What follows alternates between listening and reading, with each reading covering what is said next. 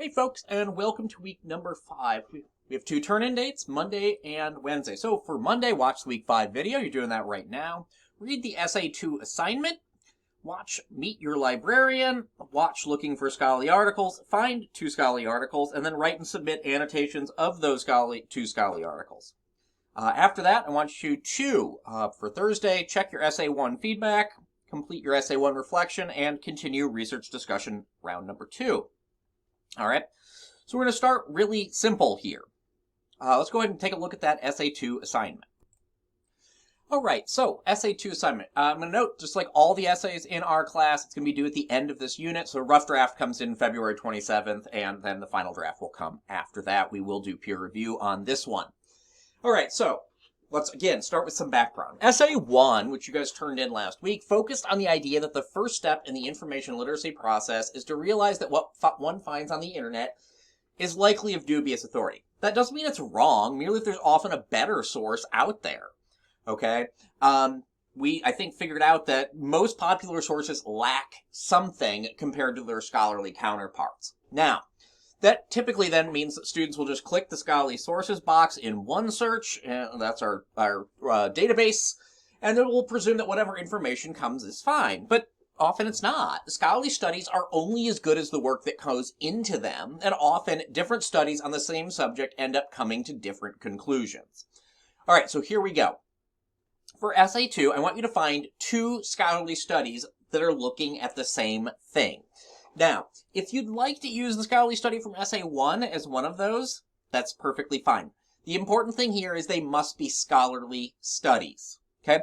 Also, same thing really means just that. They need to be trying to answer the same question, okay? So last week, you guys read the 2 articles on diet soda.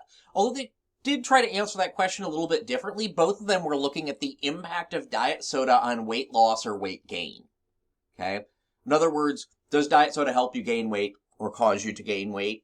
Or does it help you lose weight? Okay. So that was a great example of a pair that is trying to answer the same question. Okay.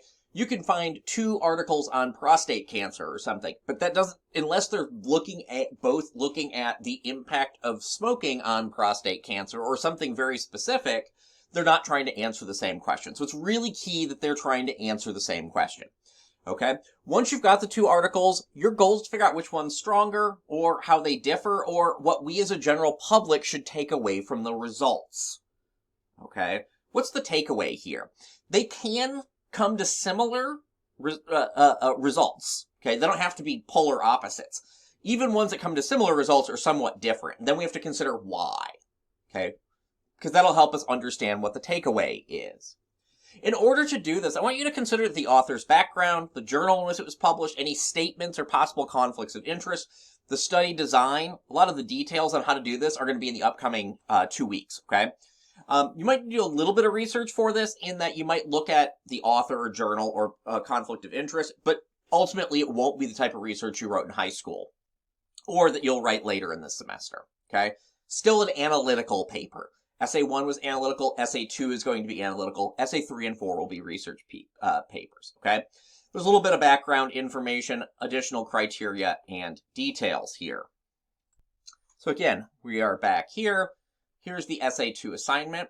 You have a welcome video from Professor Moore, our librarian, and looking for a video on how to find your scholarly studies, okay? It's really important that you watch this. If you struggle at all trying to find 2 scholarly studies that are looking to answer the same question, Professor Moore can help you, and her video's got actually all of her contact info in it, so you can reach out to her. You'll probably also get an email from her this week.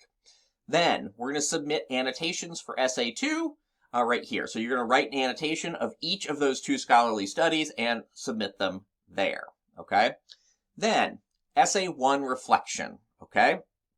Now, what you're going to do, watch this video on how to view feedback, okay? It'll show you kind of all the different places you get feedback. And then we're going to come back to this document. So you guys look at this document. This is the document that you guys opened and saved last week, and you filled out your strengths and weaknesses, okay? Now, what I want you to do this week with this document is add to strengths and weaknesses, okay? So it's possible that you thought you did really well on grammar, and I said you really need to work on grammar. It's possible you thought you did poorly on something, and I said you did a good job. What you can do is just update this list. If something you thought you did poorly on, you actually did well on, you can strike this through. Okay, you can actually go into Format, Text, and strike through, and actually remove it from your list. It sort of keeps it there so you can see it. You know that it was on your list for weaknesses, but you kind of have removed it from your list of concerns. Then you can put it over on the strength side, okay? And vice versa. There may also be things you just didn't even think about that you might want to add to this list of strengths and weaknesses. After that, I want you to come down and just write a paragraph reflection about how you feel about writing right now, about how you feel about the feedback you got on Essay 1, about how you feel about moving forward in the class. This is just designed to be a little bit of personal reflection. And I want you to come back up here and basically offer yourself a game plan. This is going to be bullet points of what you need to do as you're working on Essay 2 to make sure you're more successful on 2 than you were on 1. Even if you did well on 1, right? There are always weaknesses that we can work on. What specifics would you want to do? That might be something really specific, like I need to proofread this better. I will read my essay aloud after I get done writing it, such that I can identify any proofreading errors. Or I will make sure that I offer more detailed information from my scholarly sources. Okay. Any of those sorts of things. Things you need to do in essay number 2. Then, as you did last week, again, just download it and submit it to this document, this assignment folder, excuse me. Okay. Like I said, you're going to turn this document in a number of times over the course of the semester. Okay. No worries about that. Now, so that is everything for Monday and beginning of Thursday's work. The last thing here is to continue your research discussion round 2. What I actually want you to do for this will depend on where you guys are as a group. What I'm going to recommend you do is actually come back over to your chat section, because I will probably give you some feedback and direction for what your group should do this week in your group space, okay? I will give you some feedback on your Google Doc from last week, and I will give you some feedback here. I may ask you to do some discussion. I may ask you to keep working on that document. Each group will get their own bit of advice depending on where they are, okay? So just look for my feedback there. We'll finish this discussion next week, and we'll finish it in the discussion board next week, okay? As always, if you have questions as you work your way through this, please don't hesitate to reach out. I'm here to help.